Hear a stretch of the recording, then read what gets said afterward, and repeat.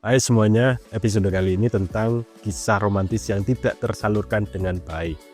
Untuk itu kita mulai dengan sebuah kalimat seperti orang-orang storytelling ya. Pada suatu hari, pada suatu hari ada sebuah percakapan singkat antara si Rafa dan juga seorang penjaga buku.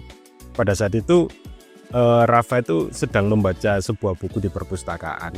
Lalu datanglah si penjaga buku dan dia mengajak Rafa ini berdiskusi ringan tentang seorang pria yang dicintai oleh si penjaga buku.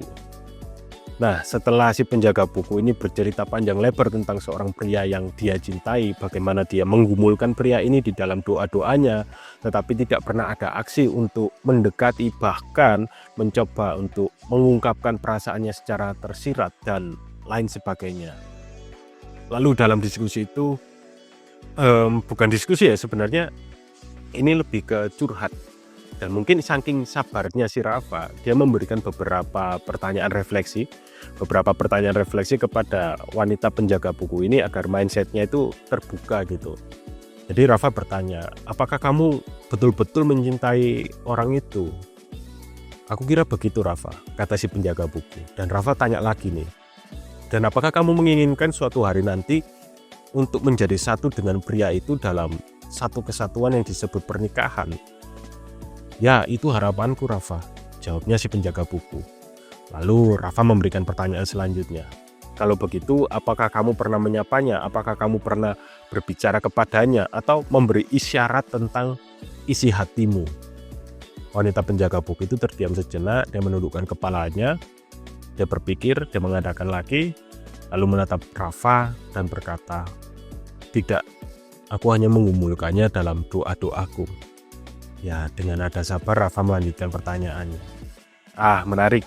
Jadi kamu berharap suatu hasil terjadi tanpa sebab yang tampak gitu ya. Dan wanita penjaga buku itu dengan suara yang penuh rasa yakin, dia menjawab, Tuhan bisa melakukan segalanya.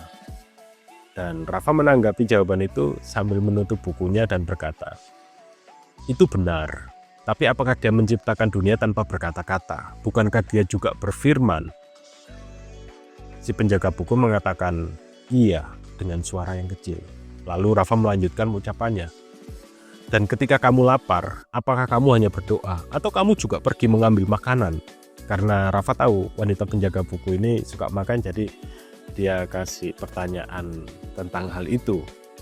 Dan wanita penjaga buku itu menjawab, tentu saja aku mengambil makanan. Dan Rafa tanya lagi, loh kenapa kamu ngambil makanan? Bukankah Tuhan juga bisa membuat perutmu itu kenyang tanpa makanan? Ya, itu tidak masuk akal Rafa, jawabnya si penjaga buku. Lalu Rafa mengatakan, tepat sekali. Maka kalau kamu menginginkan sesuatu yang kudus seperti pernikahan, apakah bijaksana? Apakah bijaksana hanya menanti seperti batu yang diam, alih-alih melangkah seperti manusia yang hidup? Dan wanita penjaga buku itu dengan suara kecil dia mengatakan, aku takut.